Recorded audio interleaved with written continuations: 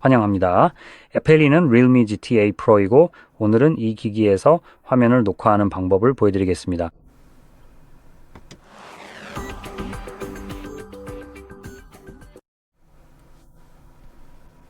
먼저 화면 상단에서 아래로 스와이프 해주세요. 빠르게 확인할 점은 오른쪽에서 스와이프해야 한다는 것입니다. 왼쪽에서 하면 미국 알림이 나타납니다. 알림이 표시됩니다. 여기에서 화면 녹화 토글을 찾아야 합니다. 저 같은 경우에는 두 번째 페이지, 바로 여기 있습니다. 하지만 어떤 페이지에서도 보이지 않는다면 직접 추가해야 합니다. 여기 이 연필 아이콘을 클릭해서 추가할 수 있습니다. 그리고 이제 플러스 버튼을 클릭하면 이곳에서 여러 가지 토글을 찾을 수 있습니다. 당연히 화면 녹화기를 찾아야 합니다. 만약 이렇게 회색으로 표시되어 있다면 이미 추가된 상태입니다. 하지만 만약 여기 있는 다른 것들처럼 더 뚜렷하게 보인다면 추가할 수 있다는 의미입니다. 그리고 단순히 클릭만 하면 추가할 수 있습니다. 그러면 바로 위로 올라가는 것을 볼 수 있고 이제 완료를 클릭하면 목록에 추가됩니다. 이제 다시 화면 녹화기를 찾아서 길게 누르면 더 많은 설정을 선택할 수 있고 실제 설정 화면으로 이동하게 됩니다. 여기서 예를 들어 가장 중요한 것 중 하나인 해상도를 변경할 수 있습니다. 이상하게도 아직도 많은 회사들이 2000년대처럼 720p 해상도의 중간값으로 설정해두고 있습니다. 네, 우리는 그걸 1080p로 변경할 겁니다. 이게 선택할 수 있는 가장 높은 해상도이기 때문에 이걸 선택하고 확인을 누르겠습니다. 또한 그 아래에는 프레임 속도 설정도 있습니다. 이게 현재 다이내믹으로 설정되어 있는데 개인적으로는 다이내믹에 별로 신경 쓰지 않습니다. 비록 초당 144 프레임까지 녹화가 가능하긴 하지만요. 일반적인 사용 예시, 예를 들어 소셜 미디어에 업로드하거나 그런 용도라면 어차피 60 프레임으로 제한됩니다. 그러니까 어떤 프레임 속도로 영상을 업로드하든 결국 60 프레임 이하로 재생될 겁니다. 예를 들어 144 프레임으로 녹화하더라도 유튜브나 인스타그램에 업로드하면 자동으로 60 프레임으로 낮춰집니다. 그래서 더 높은 프레임으로 녹화하는 건 사실 큰 의미가 없고 게다가 재생할 때도 예를 들어 직장 같은 곳에 일반적인 모니터에서 이런 144 프레임짜리 영상을 재생해도 보통 직장 모니터는 어차피 60 프레임이기 때문에 실제로 그 차이를 볼 수 없습니다. 이 영상을 녹화해서 이 휴대폰에서 볼 계획이라면 그건 괜찮습니다. 당연히 이 프레임 속도로 영상을 볼 수 있을 거예요. 하지만 일반적으로 저는 60 프레임을 선택할 거고 대부분의 경우에도 그걸 추천할 것 같습니다. 여기 다른 설정들도 몇 가지 있지만 그 부분까지는 자세히 다루지 않을게요. 이제 이 창을 닫고 다시 토글을 찾아서 간단히 한 번 더 눌러줍니다. 처음 누르면 이런 팝업이 뜰 거예요. 화면 녹화기가 오디오를 녹음하도록 허용합니다. 앱을 사용하는 동안 허용을 선택할 거예요.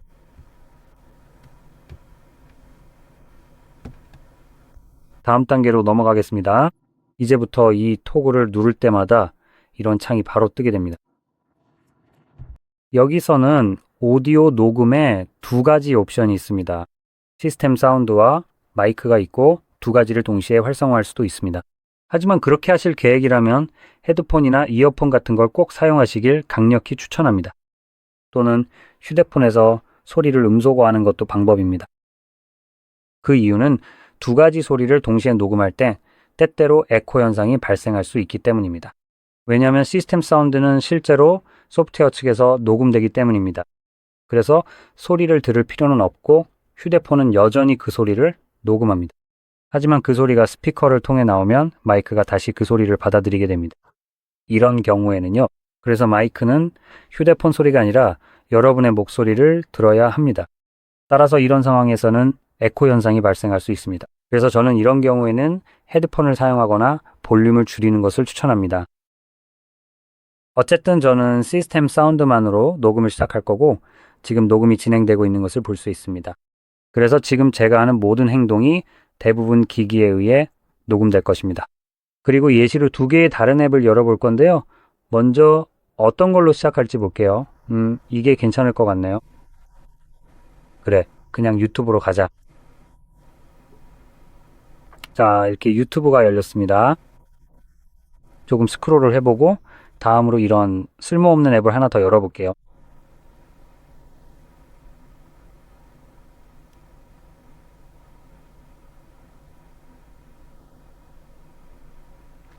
와우. 너무 빨리 열려고 무리하지 마세요. 자, 됐습니다. 이제 잠깐 보였던 이 부분에 주목해 주셨으면 합니다. 자, 이렇게요. 보호된 컨텍스트가 기록될 수 있습니다. 이 정보를 실제로 제공해준 리얼미에게는 칭찬을 하고 싶어요. 대부분의 기기들은 이런 정보를 주지 않거든요. 하지만 그래도 별로 중요하진 않습니다. 그리고 한 가지 더 말씀드리자면 저는 이 앱에 전혀 로그인하지 않았습니다. 여기서 바로 확인 가능합니다. 이 앱을 이 폰에 받은 적도 없는데 그냥 기본으로 깔려 있었죠. 그리고 저는 넷플릭스 계정을 소유한 적도 지금도 소유하고 있지 않습니다. 이 부분이 곧 좀 더 중요해질 겁니다. 아무튼 여기 있는 오버레이를 눌러서 녹화를 중지해 보겠습니다. 이렇게 하면 화면 녹화가 사진 앱에 저장됩니다. 여기서는 갤러리에 사진이 저장되는 것 같네요. 빠르게 확인해 보죠. 자, 그러면 우리가 가지고 있는 건 아니면 여기에는 갤러리가 없는 것 같네요. 아이고, 그냥 사진 앱만 사용할 수 있겠네요. 뭐 괜찮아요. 그걸로 해볼게요.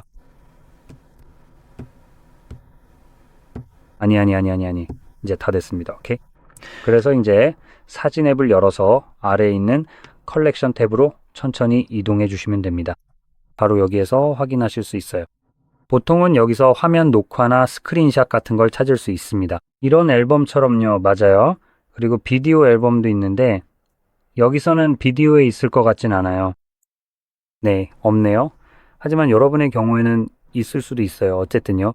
그래서 여기서 찾아서 클릭하면 바로 재생이 시작됩니다. 지금 보시게 될 것은 이 기능이 의도한 대로 작동하는 모습과 원하지 않는 방식으로도 작동하는 모습입니다. 사실 이것도 의도된 동작이에요. 그래서 안드로이드에는 사용자의 프라이버시와 보안을 보호하기 위해 화면 녹화와 스크린샷을 차단하는 기능이 있습니다. 이 기능은 주로 그리고 가장 적절하게는 은행 앱 같은 곳에서 사용됩니다. 이런 앱들은 당연히 여러분의 자금을 보호하기 위한 것이기 때문에 예를 들어 은행에 로그인할 때 입력하는 핀이나 비밀번호를 화면 녹화나 스크린샷을 통해 악성 코드가 알아내지 못하도록 하는 것이 가장 좋습니다. 이런 악성 코드가 이런 정보를 볼 수 있게 두고 싶지 않으시겠죠? 그래서 이런 시도를 하면 결국 얻게 되는 것은 아무것도 없는 화면입니다. 이 경우에는 그게 좋은 거죠. 그리고 당연히 은행 앱에서는 다른 방법을 통해서도 콘텐츠를 캡처할 수 있도록 해줍니다. 예를 들어 어떤 결제를 했고 그에 대한 확인증이 필요하다면 항상 문서로 확인증을 다운로드 할 수 있습니다. 그래서 이제는 이를 우회할 방법이 생긴 거죠. 반면에 넷플릭스는 정말 형편없는 쓰레기입니다. 그냥 자기들 마음대로 알겠냐, 엿먹어라 하는 식이죠. 캡처 못하게 할 거야. 왜냐고? 우리가 너를 이용해서 기본적으로 우리의 프라이버시와 보안을 해적 행위로부터 지키겠다는 거야. 마치 그게 내 일인 것처럼 말이지. 너는 이 자식들에게 서비스를 위해 돈을 내고 있는데 그걸 네가 지켜야 할 책임은 없잖아. 그건 네 일이 아니야. 네가 돈을 내는 거지 그들이 네가 이걸 하라고 돈을 주는 게 아니잖아. 그러니까 네가 해도 돼. 이런 거에 신경 쓸 필요 전혀 없어. 네가 돈을 내든 안 내든 이런 일이 일어나야 할 이유는 전혀 없어. 콘텐츠가 도난당하든 말든 그건 네가 신경 쓸 일이 아니야. 너랑은 아무 상관도 없어. 그래서 내가 이걸 우회할 수 있는 여러 가지 방법을 보여줄게. 그리고 넷플릭스가 내 동의도 없이 이런 걸 강제로 적용하는 것에 대해서도 제대로 한 방 먹여야지. 야, 넷플릭스 사람들 앱스타인하고 엄청 친했을 것 같다. 어쨌든 내가 이렇게 부정적으로 말하는 이유는 내가 계정이 없기 때문이야. 난 한 번도 계정을 가진 적 없고 넷플릭스랑 아무것도 동의한 적 없어. 그러니까 내가 돈 주고 산 내 기기에 넷플릭스가 아무런 통제권을 가져서는 안 된다고 생각해. 하지만 실제로는 통제하고 있지. 그러니까 네가 쓰레기라는 걸 알아도 이렇게 하면 돼. 그리고 이런 멍청한 짓을 우회하려면 주로 넷플릭스, 스포티파이, 훌루 같은 스트리밍 플랫폼에서 쓰는 건데 브라우저를 열고 여기서 ptrim, move로 이동할 거야. 자, 그럼 이제부터 여기 화면을 한번 천천히 보시면요. 지금 인기 순으로 정리된 영화들이 바로 여기 있어. 여기 TV 프로그램도 있어. 이렇게 하면 돼. 그리고 이걸 열어서 볼 수 있어. 여기서 스크린샷을 찍거나 화면 녹화도 할 수 있어. 예를 들어 내가 하고 싶다고 해보자. 말해두자면 여기서 뭔가를 녹화하는 게 항상 가장 쉬운 방법은 아니야. 그래서 가끔 처음 사용할 때마다 알림이 뜨기도 해. 브라우저용 플러그인을 다운로드하라고 하는데 이게 콘텐츠 로딩을 더 빠르게 하거나 다른 경로에서 불러올 수 있게 해준다고 해. 그리고 대체로 잘 작동해. 참고로 나는 이와 아무런 관련이 없어. 그리고 플러그인이 실제로 백그라운드에서 뭘 하는지는 그들이 주장하는 것 말고는 전혀 몰라. 그들이 주장하는 건 실제로 하긴 하는데 그 외에는 나도 잘 몰라. 그러니까 사용은 본인 책임이야. 나는 내 컴퓨터에서 사용해봤고 그 플러그인으로 아무 문제 없이 잘 작동했어. 하지만 기본적으로 이 말을 하는 건 그냥 예방 차원이야. 이제 이게 제대로 로드 되는지 한번 볼까? 자, 내가 언급했던 부분인데 브라우저 확장 프로그램을 사용하면 최고의 화질과 더 많은 소스를 이용할 수 있어. 그리고 실제로 그렇게 돼. 그게 없으면 가끔은 로드가 안 될 수도 있어. 어떤 종류의 콘텐츠는 기본 설정을 사용해야 할 수도 있어. 나는 확장 프로그램 없이 한번 써볼 거고 잘 되는지 볼게. 만약 뭔가를 찾으면, 그리고 이번 경우에는 이미 찾았으니까 지금은 잘 찾고 있는 거야. 하지만 네가 지금 보려고 하는 것에는 이게 해당되지 않을 수도 있어. 그래서 그 확장 프로그램을 다운로드하면 더 나아질 수도 있어. 하지만 실제로 로드가 되면 다시 한번 말하고 싶은데 와, 소리 좀 진정시켜야겠네. 내가 강조하고 싶은 부분이야. 확장 프로그램을 사용하면 콘텐츠가 좀 더 빨리 로드되는 것도 느꼈어. 보시다시피 버퍼링이 전혀 없어요. 어쨌든 여기서 알림창을 내려서 화면 녹화기를 켜고 녹화를 시작하면 바로 진행할 수 있어요. 지금 녹화 중에. 오, 버퍼링이 생기네요. 아무튼 이제 멈추고 이것도 보여드릴게요. 분명히 이건 어떤 영화였던 것 같은데 아무 문제 없이 재생되고 있었고 그 화면을 녹화할 수도 있었어요. 아무 문제 없이요. 넷플릭스와는 다르게요.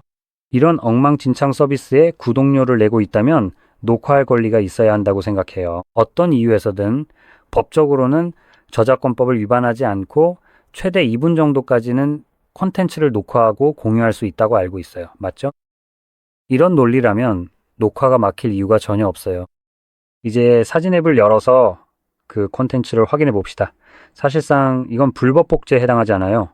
왜냐면 겨우 2분짜리 콘텐츠니까요. 맞죠? 혹은 2분 미만이죠? 자, 보세요. 재생되고 있네요.